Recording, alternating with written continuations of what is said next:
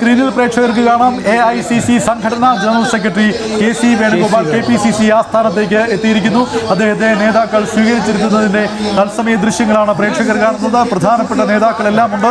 അതിലെടുത്തു പറയേണ്ട 3 നേതാക്കൾ. ഒന്ന്, നേരത്തെ പറഞ്ഞതുപോലെ AICC general secretary KC Venugopal, Ramesh Chennithala, പ്രതിപക്ഷ നേതാവ് VD സതീശൻ.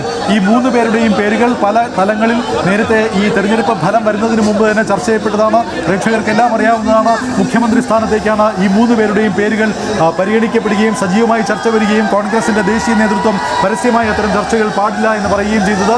ഈ രീതിയിലുള്ളൊരു കണക്കുകൂട്ടൽ, ഈ രീതിയിലുള്ളൊരു ഫലത്തിലേക്ക് കാര്യങ്ങൾ എത്തും എന്ന് കോൺഗ്രസ് നേതാക്കൾ മുൻകൂട്ടി കണ്ടാണോ നേരത്തെ തന്നെ ഈ ചർച്ചകൾ തുടങ്ങി വെച്ചത് എന്നുള്ളതാണ് ഇപ്പോഴത്തെ സംശയം. എന്നാലും മൃഗീയമായൊരു ഭൂരിപക്ഷത്തിലേക്ക് UDF കോൺഗ്രസ് എത്തുന്നു. 102 സീറ്റുകളിൽ അവർ മുന്നിട്ട് നിൽക്കുന്നു. LDF 37 മാത്രമായി ചുരുങ്ങിയിരിക്കുന്നു. NDA ഒരു സ്ഥലത്ത് മുന്നിട്ട് നിൽക്കുന്നു.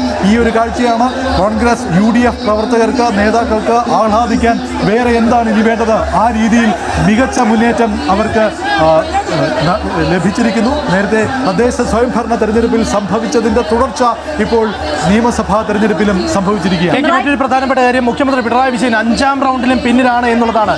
VP അബ്ദുൾ റഷീദ് 1090 വോട്ടുകൾക്ക് ധർമ്മടത്ത് UDF സ്ഥാനാർത്ഥി മുന്നിൽ നിൽക്കുന്നു എന്നുള്ളത് എടുത്തു പറയേണ്ട കാര്യമാണ്. 5 റൗണ്ടുകൾ പിന്നിടുമ്പോൾ മുഖ്യമന്ത്രി പിണറായി വിജയൻ, CPMന്റെ പ്രമുഖ നേതാവ്, കേരളത്തിന്റെ മുഖ്യമന്ത്രി പിണറായി വിജയൻ 5ാം റൗണ്ടിലും പിന്നിൽ നിൽക്കുന്നു എന്നത് വളരെ പ്രധാനപ്പെട്ട കാര്യമാണ്. ഇത് ധർമ്മടം മുഖ്യമന്ത്രി പിണറായി വിജയനും CPMനും ഒരു ധർമ്മസങ്കടമായി മാറുമോ എന്നുള്ളത് അറിയാൻ അല്പസമയം കൂടി കാത്തിരുന്നാൽ മതി. തുടർച്ചയായ 4ാം റൗണ്ടിലും അദ്ദേഹം പിന്നിട്ട് നിൽക്കുന്നു എന്നതിനർത്ഥം പാർട്ടി കോട്ടകളിലാണ് അദ്ദേഹം പിന്നിട്ട് നിൽക്കുന്നത് എന്നതിനർത്ഥം മുഖ്യമന്ത്രിക്ക് കാര്യങ്ങൾ അത്ര ശുഭകരമല്ല, CPMന് കാര്യങ്ങൾ അത്ര ശുഭകരമല്ല. കണ്ണൂരിൽ പല പാർട്ടി ഗ്രാമങ്ങളിലും പാർട്ടി ശക്തി കേന്ദ്രങ്ങളിലും CPM പിന്നിട്ട് നിൽക്കുന്നു, അല്ലെങ്കിൽ വലിയ രീതിയിലുള്ള ഭീഷണി നേരിട്ടുകൊണ്ടിരിക്കുന്നു എന്നുള്ളതാണ് അവിടെ നിന്ന് ഇപ്പോൾ വന്നിരിക്കുന്ന ലീഡ് നിലകളെല്ലാം വ്യക്തമാക്കിക്കൊണ്ടിരിക്കുന്നത്. തീർച്ചയായിട്ടും. എന്തായാലും ആകെയുള്ള ചിത്രം ഒരിക്കൽ കൂടി പരിശോധിക്കുമ്പോൾ UDF 101 LDF 38 ചുരുങ്ങുന്നു. NDA ഒരിടത്ത്, അതായത് തലസ്ഥാന നഗരിയിൽ നേമത്ത് BJP സംസ്ഥാന അധ്യക്ഷൻ രാജീവ് ചന്ദ്രശേഖർ മാത്രമാണ് NDAക്ക് വേണ്ടി ലീഡ് ചെയ്യുന്നത്. മറ്റെല്ലായിടത്തും UDFന്റെ അപ്രമാദിത്യം എന്ന് തന്നെ ഒറ്റ വാക്കിൽ പറയാം.